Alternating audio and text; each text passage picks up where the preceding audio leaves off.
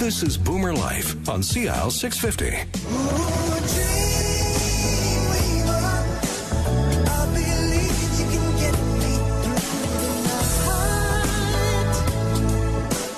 Well played, Dwayne. I like that song. Welcome back to the show. We are speaking with Farooq Manji from SleepShop, your sleep experts, with 4 locations. You've got West Broadway.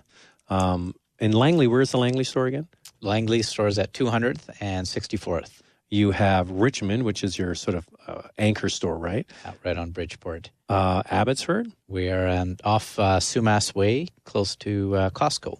And the new baby in the family is in North Vancouver on Marine Drive. That's correct. All right, and the big opening is coming. I mean, they're open now, but the big grand opening is coming up in just 3 weeks' time on April 22nd. So it's very exciting. Farooq, it's great that you're here. And thanks for hooking us up with our 2 experts here from North Shore Stress and Anxiety Clinic. We have Dr. Sarah Newth and Dr. Kristen Buer. And welcome back. I just want to talk about insomnia. We referenced it in the last segment. What causes... My dad suffered insomnia for decades, and he should have come and seen you, but it was absolutely horrible to watch somebody that wants to sleep and that can't sleep. And I think it's a real problem because the people don't want to be up; they want to be sleeping, and they're trying everything to do it. He did what you talked about: have an extra glass of whiskey before bed, and then he would be up half the night, or so all kinds of. It ended up being sleep apnea for him. Is what the CPAP machine is what helps them get through the night. So you must see this all the time. So it's different triggers for different people. Is that right? Absolutely. We know that there are so many different factors, I think some of which we've already referenced. There's it really varies from person to person, and it tends to be a cluster of things that can set people up for insomnia. But I think what's really important is that what tends to cause insomnia doesn't typically end up being what keeps insomnia going. And I think that what ends up happening is it's just so painful not to be able to get good sleep because of all of the reasons we've talked about. It's really hard not to get really preoccupied with trying to get that good night's sleep and desperately trying to do all these things to try to get more sleep, to try to get better sleep. And one of the things that can be so frustrating is that many of the things that we do with good intentions, we don't realize are actually making the problem worse. And so the things that we do to compensate, things like trying to get those naps, having that glass of whiskey, trying to go to bed earlier and earlier, or trying to sleep in later and later, staying in bed when you're tossing and turning, all of these things, unfortunately, regardless of what actually caused the insomnia, these kinds of ways of coping actually perpetuate the cycle. So people get caught up in this horrible negative cycle, and some of the strategies are pretty counterintuitive. Because I know with my dad that he almost resented going to bed because he knew what was happening. And it was like, he says, I wake up every night at 3 a.m. Well, sure enough, if you think that, you will, right?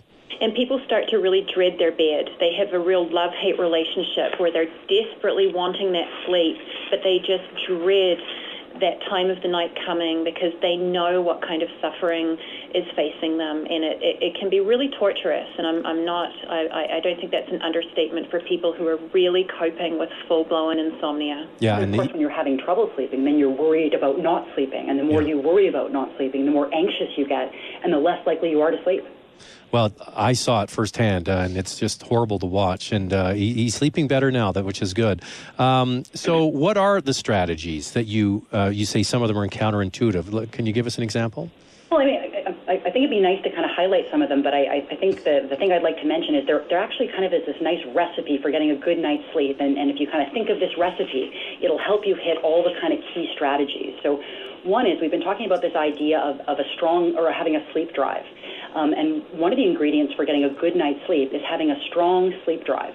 So getting a good night's sleep has nothing to do with how badly you want to sleep or your desire to sleep. It has everything to do with whether or not your body is physiologically driven to sleep. So no amount of worry or pressure to sleep is going to help. It'll actually interfere. It's more kind of recognizing that your body has this internal drive, and if left to its own devices, it'll allow you to fall asleep. So, for example, the more active you are throughout the day, the stronger your sleep drive is, the more activities you do. If you avoid things like caffeine and naps, then it allows that sleep drive to keep building. And by the time night comes, you fall asleep quicker and you stay asleep because you have this nice, strong sleep drive that you've been building all day. The second one is making sure that you have a well-timed body clock.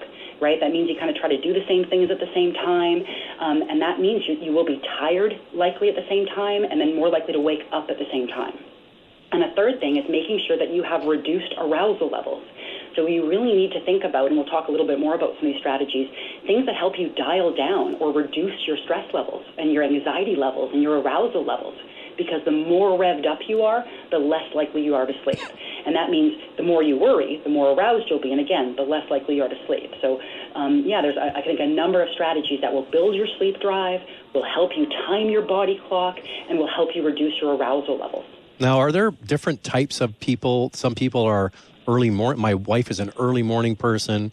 I know other friends that stay up late at night. And do you have to work differently with them? Yeah, I think there are definitely real biological differences across people, and so some people are truly early birds or morning larks, and for those of us who fall into that category, we tend to feel sleepy earlier. We have trouble staying up late. We often wake up a lot earlier than others. Even you don't have to set an alarm. You just kind of wake up in the morning. You often feel really alert when you get up, and you're ready to have breakfast. You're kind of coming online earlier, and your sleep drive is kicking in the earlier hours of the evening. And that's in real contrast to, I think, the true night owls, where often it's really difficult for a true night owl to get up early in the morning. They do better if they get to go to bed later and sleep in later. These are individuals that if you get up really early, or if you're forced to get up early, you're not going to probably want to eat breakfast, and you feel best in the evening. Often the afternoon and the evening is where you feel like you're in your best zone compared to an early bird who often will feel much more productive and feel like their best zone is in the morning. I think one thing that's worth mentioning, though, is that there are a lot of people who are suffering from problems following a good sleep recipe who are assuming that they're night owls, and they're actually not. How do you know the difference? Well, I think, that's a good question. I think one of the things that you want to experiment with is you want to look at a true night owl. If they're staying up late and they're getting the right kind of cycle where they're sleeping in a little bit later, they feel pretty good. Again, they don't experience that they have problems with their sleep or problems feeling refreshed. If you're not truly a night owl and you're staying up really late and maybe even you're still getting to sleep in, you're following the schedule of a night owl, you're not going to feel very good. You're not mapping your sleep pattern onto your correct biology. So it really gets back to, again, are you having problems? Are you having problems sleeping? Are you having problems feeling refreshed? And so the typical pattern we'll often see of someone who's not a night owl is they're staying up way later than they need to, but they're still a true early bird. So they're still waking up early in the morning. And so what ends up happening is they're running a chronic sleep debt. They're chronically getting less sleep than they need, and they can feel that. The reality of it is, I think most of us are somewhere in the middle. And I think that's also a really important take-home message. Most of us are somewhere in the middle, and it's about finding what works for you. And knowing what works for you helps you set your body clock, right? Because if you know that you're a bit of a night owl, then coordinating your kind of schedule around that can be a little helpful. So it may not be helpful to schedule a 7 a.m. meeting because you're going to have a really hard time getting up for that. So if you're a bit more aware of whether you're the night owl or the early bird and you schedule things accordingly, that'll help with your internal clock. But you do want to set your internal clock. That means trying to get up every day at the same time. It helps if you eat meals at the same time, if you exercise at the same time. So you having kind of regular times that you get up and regular times that you go to sleep, your body's cued to that. And so you'll be consistently tired at those times, and you'll consistently want to get up at those times. Versus, if you're sometimes getting up early and sometimes letting yourself sleep in, that's going to cause some sleep problems. And the other thing to think about with our body clocks is they're not on this 24-hour clock. There's something called drift. which means we start to drift one direction. So you might be somebody whose body clock is kind of in the middle. You get sleepy around, 10, 10:30. You usually sleep until about 7. But over time, you notice that you're starting to kind of, still be kind of wide awake at 10:30, then 11, then 11:30, and you kind of your body clock starts to shift one way. So you want to constantly kind of reset that and be careful that you're not, pushing yourself to stay up later or letting yourself sleep in, that you're readjusting your clock and you're trying to keep it well timed. That's going to help with sleep. Absolutely. I think the other thing, too, that can be really frustrating is many of us are married or have partners who have a very different body clock than our own. And so one of the common problems can be trying to map onto your partner's body clock, and then you end up suffering with sleep problems and not feeling rested. So, for example, I'm a bit of a morning lark, an early bird. If I tried to stay up and match the cycle of a night owl, I would suffer. Mm-hmm. And so sometimes what that means is that you may be going to bed at a different time than your partner, and that may be really important for both of you to be able to maintain your own wellness, not being overly attached to the idea that you have to go to bed at the exact same time or get up at the exact same time, because one of us may need a little bit more sleep than the other. So maybe you're taking a vacation and, you've got all kinds of plans that you're going to do. And, you're an early bird and you want to get up and start hitting all the sites.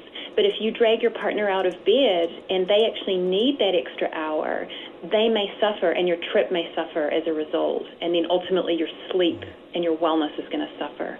So allowing for a bit of that flexibility within our families and within our marriages and partnerships. Can you do anything about my dog? Because he wants to get up at the... I don't know. Get in the way of a good night's sleep. Because he wants to get up at the same time every day, and it's not my time. I think pets, I know from my experience, dogs have very good internal clocks, I think. Yes, even when the time changes, they'll still present at the dog bowl for their dinner at the same time. And they can also disrupt our sleep in terms of they may wake us up to go to the bathroom in the middle of the night, and now we're awake, and we may have trouble falling back asleep, especially if we kick into worrying about falling back asleep. Well, it's interesting. Just an anecdote before we go break. I have a dog we have hardwood floors in our bedroom, and I said to my wife, "Is it sound like he's going clip clop on the hardwood floor?" And she says, "Yeah, because he's trying to wake us up to get going in the morning, and because we don't look at him, we pretend we're asleep, right?" And this is on the weekend, and then I said to him, "He sounds like he's doing it in place." So one day my wife sneaks a peek, and she says, "That's what he's doing. He's not walking back and forth. He's standing in place, clip clop on the floor to try and wake us." So he's a smart dog. Very smart. All right, we're going to take a quick break. We're going to get into more strategies. We want to talk a little bit also about setting that oasis, your bedroom, the place where you want to sleep, deciding, what kind of, things you should be looking for your pillow and what have you. When we come back, we have our sleep expert in-house here, Farouk Manji from SleepShop. Also from the North Shore Stress and Anxiety Clinic, Doctors Sarah Newth and Kristen Buer. We'll continue our conversation next. Celebrating the baby boomer lifestyle. This is Boomer Life on CL 650.